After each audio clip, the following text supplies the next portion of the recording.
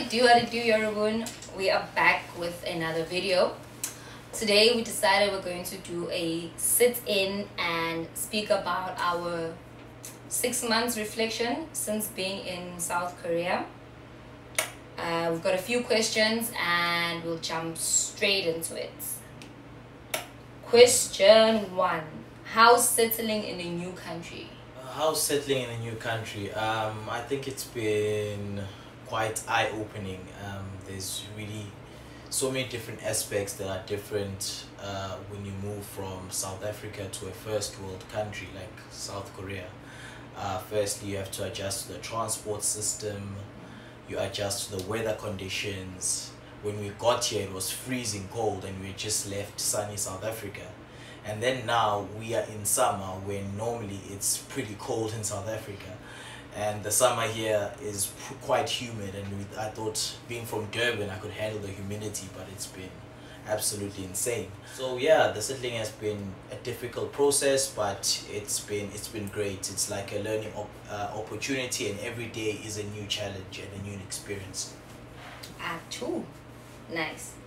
Second one is, what's the weirdest thing you've eaten?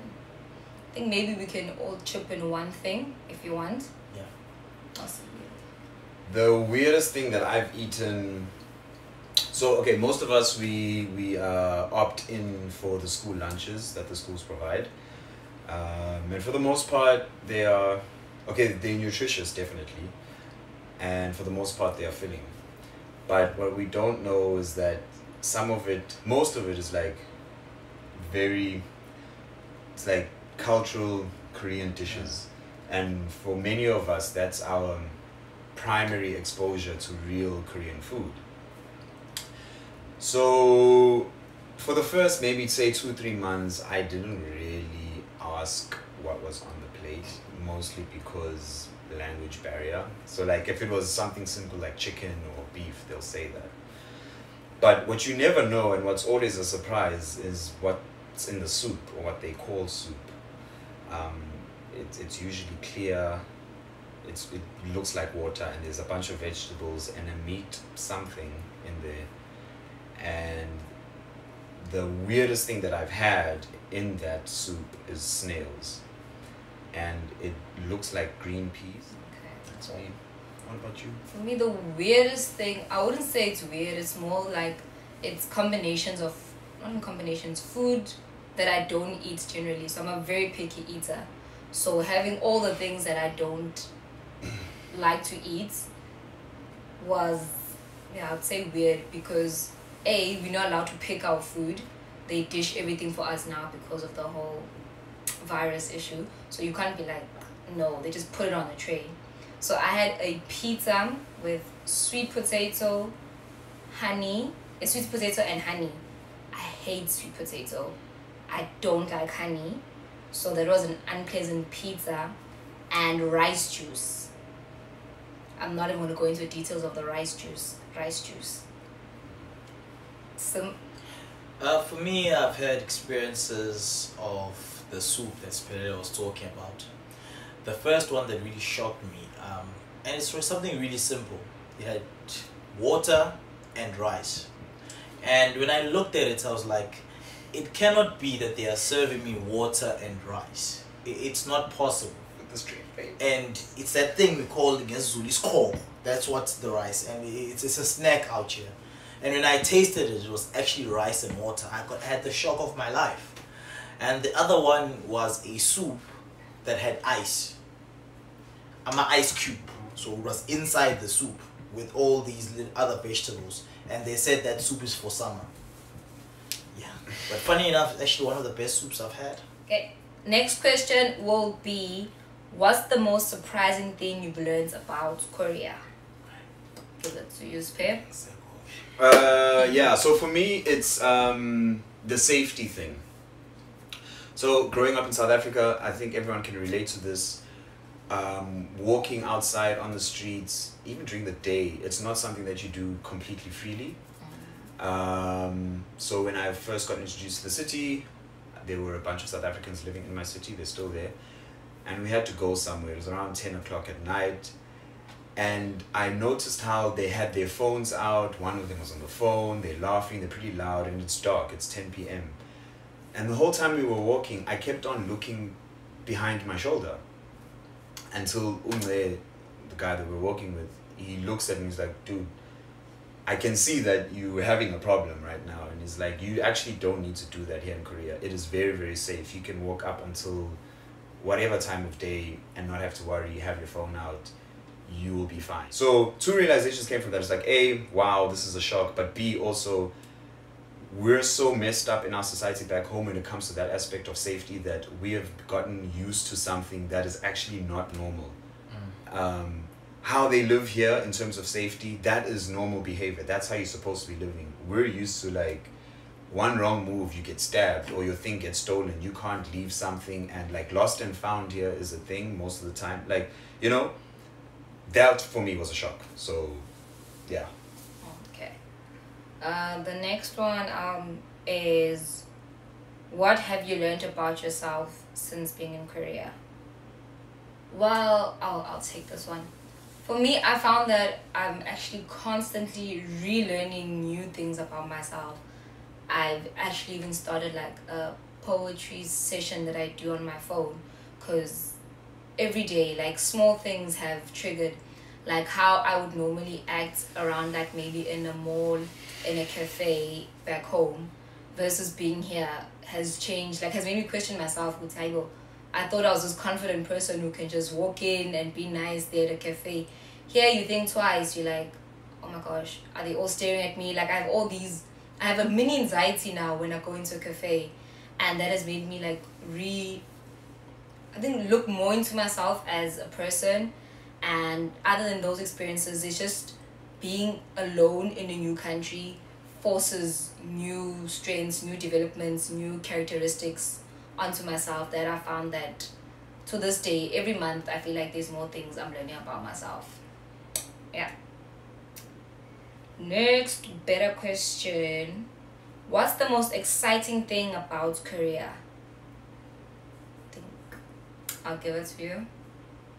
Sure. Okay. So this is completely a subjective thing. I think everyone's answers to this will be different. Mine is simply the opportunity to travel, just within Korea itself. I'm by nature a very curious person. So for me, it's not uncommon to go to school on Friday with my travel bag ready for my next weekend adventure. And after school, I hop on the train and I travel for at least 2.5 hours to wherever I'm going, and I meet up with friends and I do whatever I'm doing at that city. So for me, that's a thrill, that's an excitement, and I get to actually experience Korea. So my goal is to visit at least all the major cities.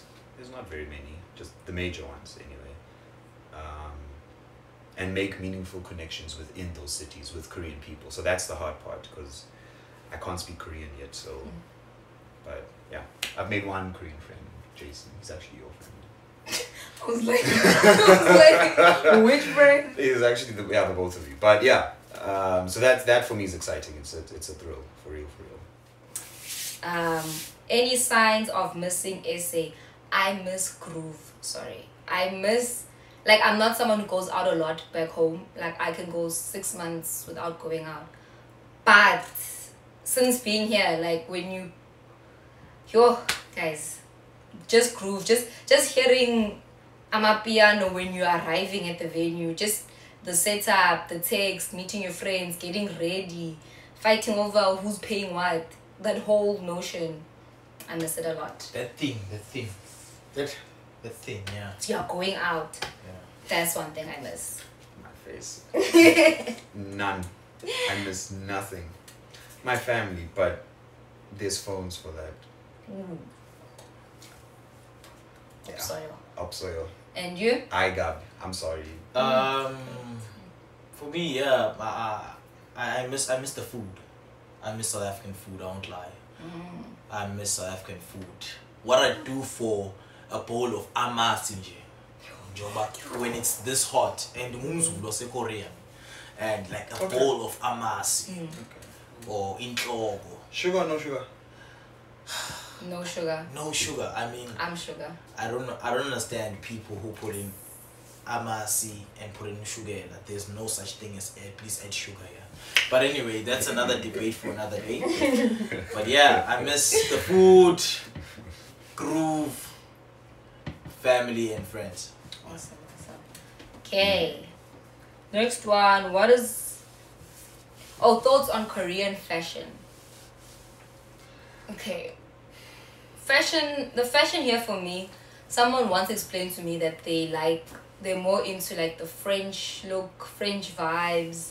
Like they've got this Paris thing. So their colors are very simple, man. It's your black and white everything. And then if you have a color, you'll have like a lightish blue, a lightish pink, your beige, very neutral colors. They don't have a lot of colors. Sorry, just to add on that, for the men, if you wear anything over a size 10 shoe and you're as tall as I am, iso jump. So bring your own clothes for each season. They Yeah. actually have a summer and a winter and a spring, and they are very 4 distinct seasons. So not to say that you can buy them online, and they are hard to find. If you are going to find them, you'll find them online and probably from China or the United States or wherever, and they can deliver here.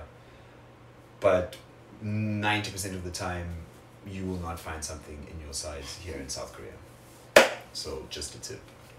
And the last and closing question, what is the most challenging part of being here? I think I'll give that one to you. Language. Yeah. I think I think if we could all speak the language, your life would be simple. Yeah. Like there's the small things, like you can't ask, what is this? How much is that? Or even just knowing how to read the alphabet, Hangul. It's actually quite simple once Yeah. you apply your mind to it. It's 24 characters, they read left to right.